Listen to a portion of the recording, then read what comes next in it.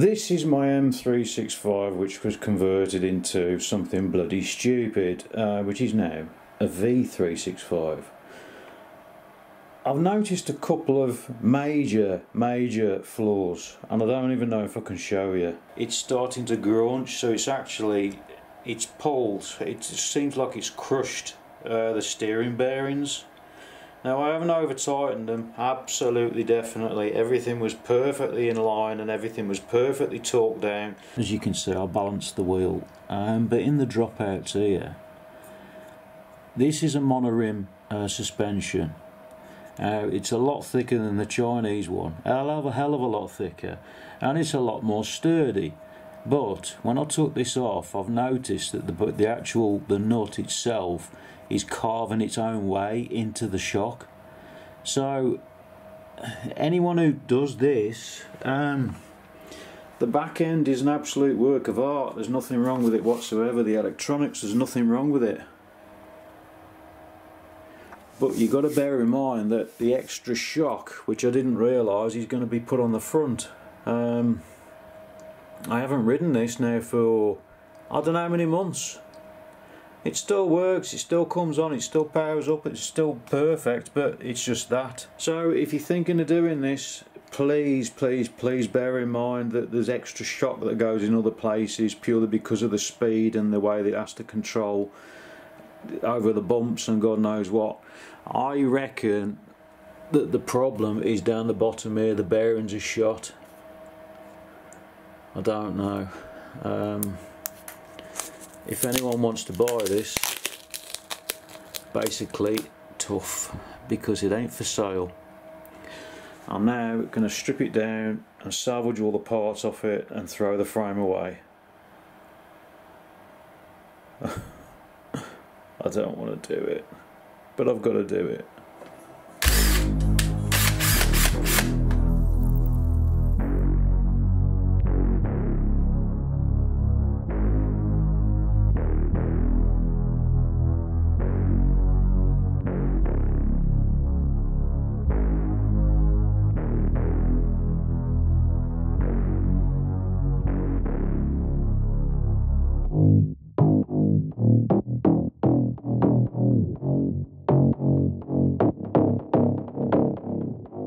This was my concern, is the bearings on here, which have taken quite a lot of hammering. They were lubed up, everything was cleaned off and everything was assembled properly, but they've had it. So like I say, if you're planning on doing this, please bear in mind that the extra speed, you're going to get all those little bumps and God knows what, and yeah, it don't work. Unfortunately, it doesn't work. Not unless you take precaution, which the next time I do it, I bloody well will be. This is the Bogist, is it Bogist?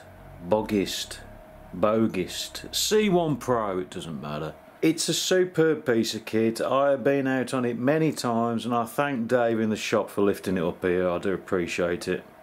He is going to be watching this video. I'm going to take it apart purely because I want to see what's inside.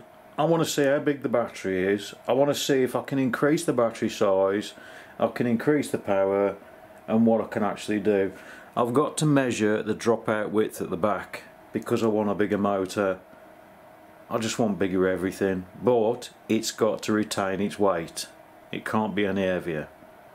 And I also want to make it more comfortable to ride. Although it's very comfortable, I want to take out the minor vibrations that go through the frame, that the saddle takes it up, but I want to take out the vibrations in the frame. And I reckon the only way I can do it is by softening the suspension a bit. It's non-adjustable. These aren't oil-filled shocks, they're just literally springs, so I need to do that as well. So I'm going to put it on my axle stands or a box. And we're going to take it apart. For those who wanted to know if the seat post and everything else can be removed, I did put it in the description, but obviously nobody read it. Yes, it can be. You undo the 4 bolts and off it comes. Now, if you do I said do. If you do that, I suggest that you put the bolts back in, because there is actually a structural plate underneath here, and if you leave the bolts out, it rattles around. Anyway, that's off. I've got to somehow support it and turn it upside down now. Oh, and I took the sticker off here, because it said something like it's for 14 to 45 year olds. Well, I'm over that, so does that mean I can't ride it? And it's designed for me? Are you kidding? What have I not recorded? Well, evidently my camcorder decided not to record, probably because I didn't press the record button, because I'm a dickhead. Anyway, I've discovered that the seat post itself, if you take that off, it's a perfect stand. It holds it up at just the right angle so it doesn't break your back.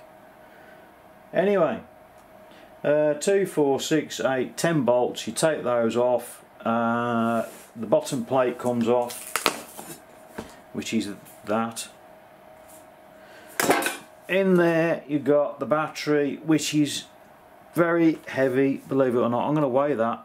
That is far too heavy for a battery. I don't know what the hell's in there. That's it. The speed controller was just mounted on there with some double-sided foam, so it's usual. It's exactly what I expected. I've got to measure the exact dropout width. That's the main thing, because I need to know what size motor I can get in here. And the other thing is, I need to know how many batteries I can get in and what speed controller I can fit. I was looking at the BAC 855, I think it is, from ASI. Whether I can get one yet, I don't know. But that should give me quite a lot of power. That looks to me like 130mm dropout, so that means that I'm not too limited on the amount of tyres that I can get, or wheels I can get. Now also, when I fit a 10-inch wheel on here, I can fit higher profile tyres on. Was it 350-4 or something? There is plenty of gap here. I've still got another inch, so I reckon that I could get 13.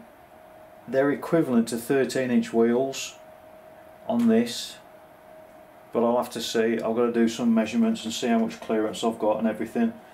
And obviously with the motor, I've got to choose the motor, and I've got to be very careful in what I choose. The batteries I'll sort out. The speed controller I don't know yet.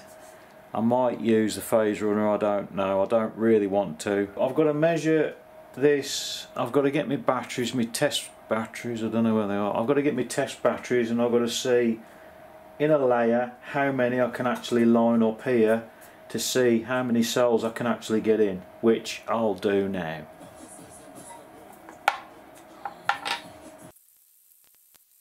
I've put this battery in just to keep these things from moving around, so what I've figured out is we can actually do 3 high. Oh, we're strobing. I've now got to find out how long we can go, and I'm going to use, I'm sorry, but I've got to use the phase runner as, oh shit, after I've smashed it all up. I've got to use the phase runner as a template, because at the moment that's the only thing that I've got. Now, the phase runner obviously will not use any space whatsoever, but I want to mount it, I want to keep things up to about here. So when you're laying batteries out, make sure they're all the same polarity, they're all pointing exactly the same way, so you don't actually short anything out. 20S 3P. I think I'm going to be more conservative. I suppose 20S, I would admit 20S is complete bloody overkill anyway, but I think I'm going to go with 18S to give me room to fit the BMS there, fit the controller there, The ASI controller I don't think is going to happen. I really don't. The number one, I can't afford it. But number two, yeah, I suppose I could get one, but I'm going to have to wait a long time for it anyway. I don't know yet. If I put the phase runner there, I can bolt it to the bloody ground, to the chassis, and I can use that because it's metal. I can use that as cooling. BMS there, controller there, or maybe the other way around. I don't know yet. Probably the other way around. I don't know. So it's going to be 18S 6P, because I'm having 3P on one side, and then I'll parallel the two packs together, so that's 18S 6P. And they're going to be the Samsung 25Rs, which will give me 25 amps, 7550 amps. 18S. It's still going to be stupid.